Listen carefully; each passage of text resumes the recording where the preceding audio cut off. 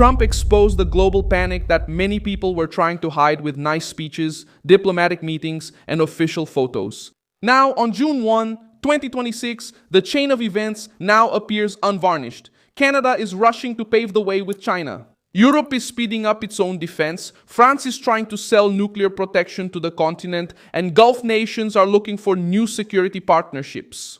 And Iran is using Oman to test its strength in the Strait of Hormuz. The old elite calls this independence. But what emerged was dependence, fear, and despair after Trump started charging allies, rivals, and opportunists the real price for the protection the United States had funded for decades. What were they hiding? Why did they run now? How did Trump turn this crisis against them? I'll tell you all about it in a moment. If you like this kind of straightforward, no-nonsense content, consider subscribing because we have videos like this every day.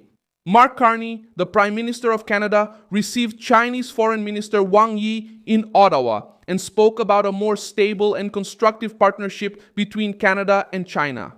In practice, Ottawa saw Trump tighten the old trade relationship and began looking for a way out through the Pacific, trying to show autonomy from Washington. But the photo with China reveals more than Carney would like. When Trump started treating trade, borders, industry, energy, and even defense as tough negotiations, Canada rushed to Beijing. That's not strength. It's the reaction of an ally used to predictable United States, paying a lot and asking for little. The military area made this dependence even more visible. The anti-Trump press tries to sell this as an American defeat, but the correct interpretation is different. Trump forced Canada to show that its autonomy depended on a decision in Washington. If Canada wants to buy less from the United States, produce more at home, and share risk with Sweden, it is finally paying its own bill. This talk of independence only became urgent after Trump showed that the White House would no longer be hostage to eternal contracts and allies complaining while depending on the American security umbrella. Europe made a similar move. Sweden decided to buy 4 frigates from France in a multi-billion-dollar deal to strengthen defense in the Baltic Sea. France also bought Swedish air surveillance systems. This exchange shows Paris and Stockholm trying to create their own military network with less dependence on the American industry. For those who look closely, it's Trump's pressure working. Wealthy Europeans are finally admitting that they need to invest in real defense. France took advantage of the moment to expand its nuclear ambitions. Norway has opened talks to join the French deterrence initiative alongside other European nations that want consultations, exercises, and planning with Paris. Emmanuel Macron is trying to present France as the center of the continent's protection. Europe spent years spending little, outsourcing security to Washington and speaking out against American nationalism, while relying on American military strength when the threat became serious. That's where Trump exposes the charade. He didn't create European weakness, he shed light on it.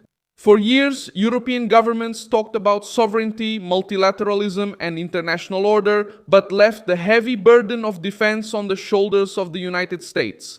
Now they're rushing to build their own umbrella, buy their own ships, and negotiate for French nuclear protection. The panic comes from Trump having stopped pretending that this bill could keep being hidden. The same movement is happening in Asia.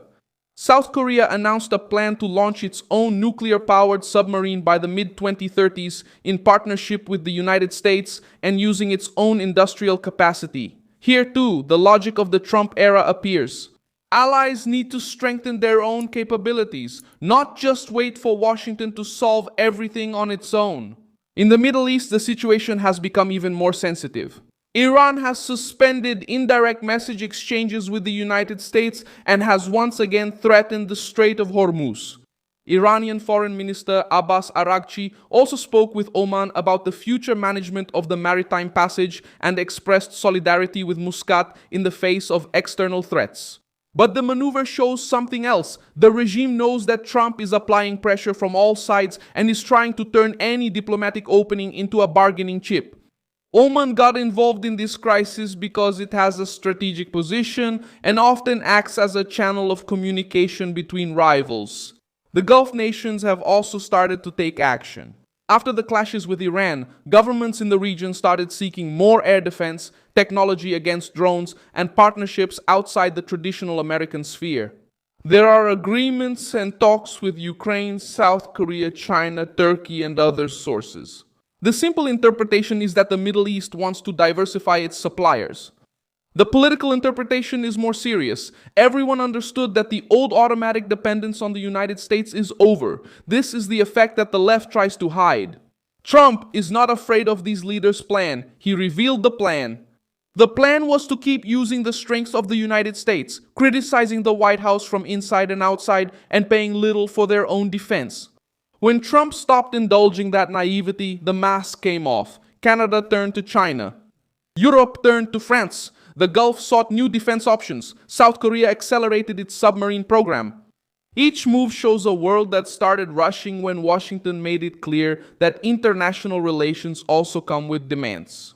Pete Ragset's speech in Singapore fits into this scenario.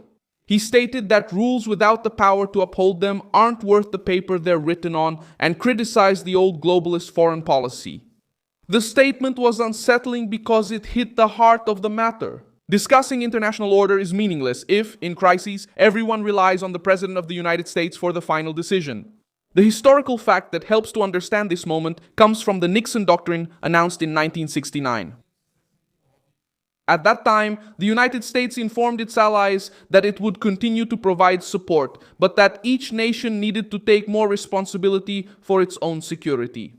Trump resumed this logic in a more direct, more transactional, and tougher way. The desperate plan of foreign leaders does not come from courage. It comes from forced adaptation. They understood that Trump does not govern to keep up appearances at international conferences. He governs to put American interests back at the center. That scares those who got used to presidents who gave in, funded, apologized, and called that leadership. I'm Milson Alves, global internationalist, and my purpose is to keep you truthfully informed every day. The news links are in the video description. Leave a like on this video, subscribe to the channel, and at the end, check out the comments so you can be even more engaged with the Milson Alves global community.